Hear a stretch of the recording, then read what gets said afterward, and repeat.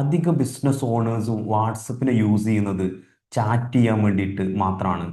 പക്ഷേ സ്മാർട്ട് ആയിട്ടുള്ള ബിസിനസ്സുകൾ അവർ യൂസ് ചെയ്യുന്നത് അവരുടെ പ്രൊഡക്റ്റ് സർവീസ് ഒക്കെ സെല്ല് ചെയ്യാൻ വേണ്ടിയിട്ടാണ് വാട്സപ്പ് യൂസ് ചെയ്യുന്നത്.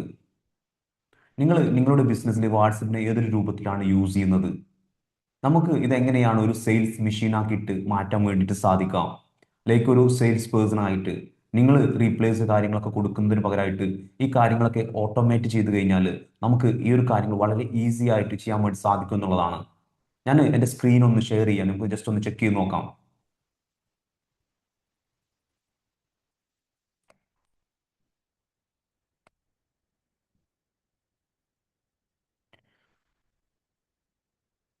നിങ്ങൾക്ക് എങ്ങനെയാണ് വാട്സപ്പിലൂടെ സെയിൽസ് ഇൻക്രീസ് ചെയ്യാൻ വേണ്ടിയിട്ട് സാധിക്കുക എന്നുള്ളതാണ്. അതിന് നമ്മൾ ഫസ്റ്റ് അതിനൊരു 5 പോയിന്റ്സ് ആണ് ഞാനിവിടെ ഷെയർ ചെയ്യുന്നത്. അതിൽ ഫസ്റ്റ് വൺ, നമ്മളൊരു വാട്സപ്പ് ബിസിനസ് അക്കൗണ്ട് ആണ് സ്റ്റാർട്ട് ചെയ്യേണ്ടത്. നോർമൽ വാട്സപ്പിന് പകരം ബിസിനസ് അക്കൗണ്ടിലും അതിൽ ഒരുപാട് ഡിഫറൻസ് വരുന്നുണ്ട്. ഒരു ഫീച്ചേഴ്സിലൊക്കെ ഒരുപാട് ഡിഫറൻസ് വരുന്നുണ്ട്. ഓക്കെ, നമ്മളപ്പോൾ ഒരു വാട്സപ്പ് ബിസിനസ് അക്കൗണ്ട് നമ്മൾ നമ്മുടെ ബിസിനസ് വേണ്ടിയിട്ട് സ്റ്റാർട്ട് ചെയ്യുക എന്നുള്ളതാണ് ഫസ്റ്റ് പോയിന്റ്.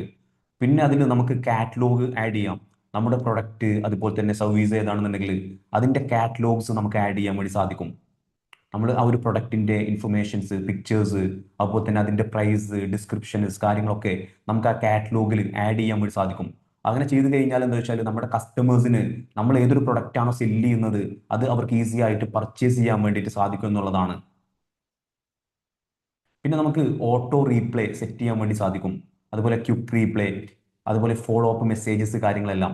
ഇത് നമ്മളൊരു ഓട്ടോമേഷൻ ടൂൾ യൂസ് ചെയ്യുകയാണെന്നുണ്ടെങ്കിലാണ്, സോഫ്റ്റ്വെയർ ആപ്ലിക്കേഷൻ അതിൻ്റെ കൂടെ യൂസ് ചെയ്യുകയാണ് ഈ കാര്യങ്ങളൊക്കെ വളരെ ഈസി ആയിട്ട് ചെയ്യാൻ വേണ്ടി സാധിക്കുന്നുള്ളതാണ്. ഈ ഒരു ഓട്ടോ റീപ്ലേ, അതുപോലെ quick reply, follow up messages കാര്യങ്ങളൊക്കെ നമ്മൾ സെറ്റ് ചെയ്ത് കഴിഞ്ഞാൽ എന്താ വെച്ചാൽ ലൈക്ക് നമ്മൾ ഉറങ്ങുന്ന സമയത്തും നമുക്ക് വേണ്ടിയിട്ട് ഇപ്പോൾ ഒരാൾ വന്നിട്ട് മെസ്സേജ് അയക്കാണ്, ജസ്റ്റ് നമ്മൾ വാട്സപ്പിലേക്ക് ഹായ് എന്ന് പറഞ്ഞ് ജസ്റ്റ് ഒരു മെസ്സേജ് അയച്ചു, ഒരു എൻക്വയറി അയക്കുന്ന സമയത്ത് നമുക്ക് അതിൽ എന്തൊക്കെ റീപ്ലേസ് ആണ്, എന്തൊക്കെ ക്വസ്റ്റ്യൻസ് ആണ് അവർ ചോദിക്കാൻ ചാൻസസ് ഉള്ള ക്വസ്റ്റ്യൻസ്, അതിനൊക്കെ റീപ്ലേസ് നമുക്ക് ഓട്ടോമാറ്റിക് ആയിട്ട് സെറ്റ് ചെയ്ത് വെക്കാൻ വേണ്ടി സാധിക്കും. അതുകൊണ്ട് തന്നെ നമ്മൾ മാനുവൽ ആയിട്ട് നമുക്ക് റീപ്ലേ അയക്കേണ്ട ആവശ്യം വരുന്നില്ല.